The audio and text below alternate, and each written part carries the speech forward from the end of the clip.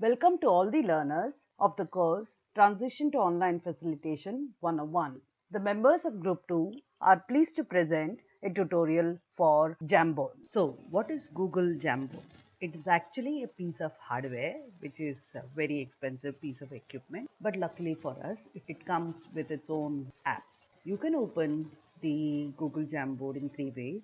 Either you can type on the browser and it opens up jamboard.google.com.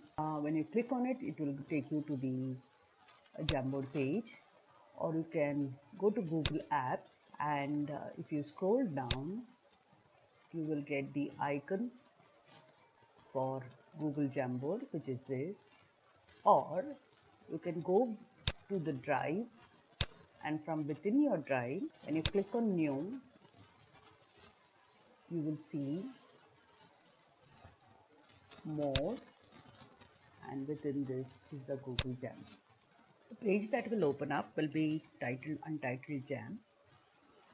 This page is opened up because I have used the Jamboard before, but in case you don't see this, you will see a plus icon as I have shown you in the installation video. You can click on the plus icon and you will get a board like this. So this has the same interface as other Google apps. This is the board which shows you the working area. If you click this plus icon, you will get another board. So you can have a series of boards with this.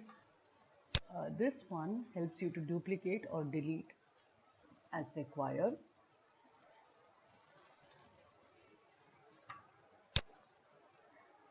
You can also share this. So when you click on the share button, you will get the same kind of interface that you have seen for other Google apps. You can copy this link and post it so that it can be used for online collaboration. Google Jamboard is actually a wonderful tool for several teams to work together collaboratively and from remote locations. So I'm going to use this link. I will post it on the Slack. I will also make boards for all the different groups in our course, and at the end of this tutorial, each group can use one of the boards. All the members can contribute to making one board per group. Let us quickly see the features. This is the undo button as usual. So if you do this, you will see that the extra board that we created is gone. You can also redo this. This is a button that will help you choose the background. So you can have a background with squares, or you can change the color, etc. You can also use this button to clear the frame, but right now we do not have anything, so nothing to be cleared. Let us go back to the plain frame. This is the pen button which helps you write on the board.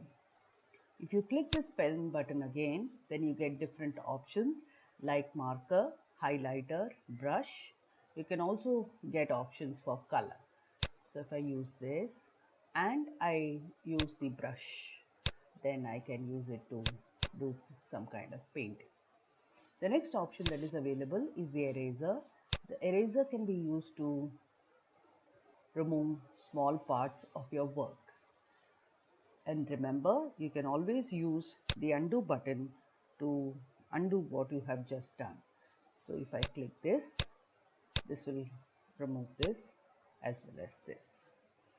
This is the sticky note in which a small window opens up and wherein you can write things, and you have options for different colors.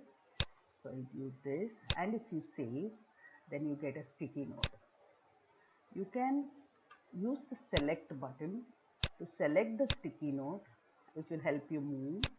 Just click it again, give you this option with which you can resize.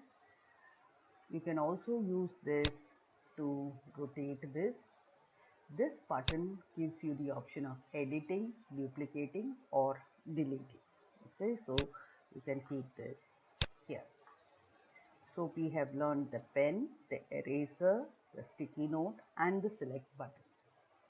Then you can add images. So this will give you images that can be searched from Google. If you have some images in your drive, you can use it. You can also add photographs. So if I do a Google image search, I search for say land. So if you have this image, select it and it will get uploaded. You can use the button to rotate this. You can resize it. You can also put it wherever you want. You can use this to delete it. If you use the undo button, it can come again. You can resize it, etc. This is the laser, which is a pointer and which remains for a brief period of time. So this is useful when you do an online collaboration and use for putting forth your ideas across different teams. So this remains for a brief period of time. While the personal account allows you to add only images from the drive or from Google or your photographs, I believe that the institutional account offers you several more features. It can allow you to add parts of documents, PowerPoint presentations, etc. I leave you all to explore the options in an institutional account. Finally, when you are done with the Google Jamboard, you have several options.